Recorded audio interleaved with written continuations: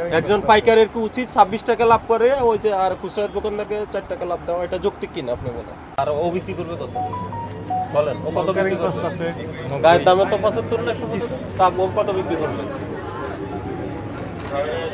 ওর হলো বেশি বিক্রি, ওর হলো বেশি প্রফিট মার্জিন পাওয়ার কথা রিটেইলারের। সেক্ষেত্রে আপনি তো অর্ধেক নিয়ে নিচ্ছেন, ওর জন্য রাখলেন। ও তো 150 170 দিয়ে কিনে 150 বিক্রি করবে না, সেটা 180 90 বিক্রি করবে।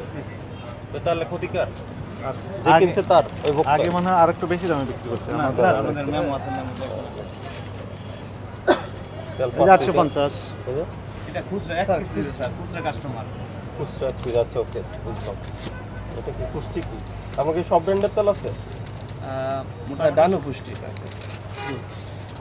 ন্যাচারাল 830, ন্যাচারাল মানে যে এটা এটা এই যে আমলিন আমাদের তেল 5 লিটার 850 এই যে পাঁচটা নিচে 850 পাঁচটা 5 লিটার স্যার, 5 লিটার 2 লিটার। এক পিস মানে এক পিসের দাম।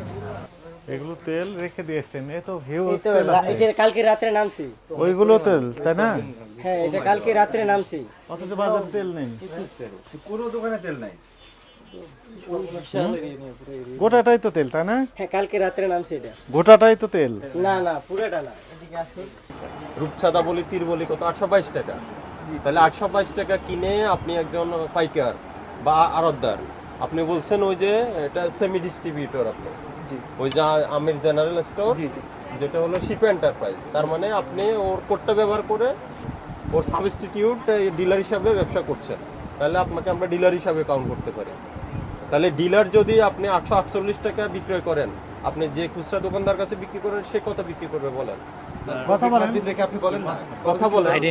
ওই খুচরা দোকানদার গায়ের দাম হলো 852 টাকা, উনি কত বিক্রি করা উচিত? আপনি বলেন, আপনি এখান থেকে বলেন কত বিক্রি করা উচিত? স্যার আমরা তো ডিস্ট্রিবিউটর না স্যার, এই আমরা কথাটা বলেন আপনি আগে। রেগুলার আমরা 848 50 এরকম রেটে বিক্রি করি। 848 50 বিক্রি করেন, জি। কিন্তু একজন যদি আপনি ডিস্ট্রিবিউটর না হয় 300 কার্টন মাল আপনি পান আমরা কিভাবে? তো আর ডিস্ট্রিবিউটরের মতো আপনি কি খুচরা বিক্রেতা? আমাকে বলেন, আপনি খুচরা বিক্রেতা কিনা? খুচরা পাইকারি দুটোটা আমরা বলি আপনি কি খুচরা বিক্রেতা?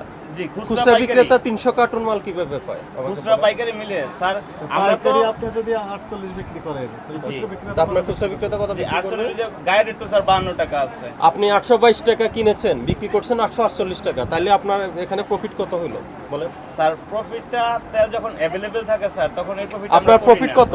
এই প্রফিটটা করেন তেল স্যার अवेलेबल নাই স্যার, হ্যাঁ? अवेलेबल দেয় না। আমি দাম নিয়ে এই তো কথা বলছি। সমস্যা। আমি দাম নিয়ে কথা বলছি। আপনি 822 টাকা ক্রয় মূল্য, ওই তেল বিক্রি করলেন 848 টাকা, তাহলে 26 টাকা আপনি 5 লিটার তেলের বোতলে লাভ করলেন।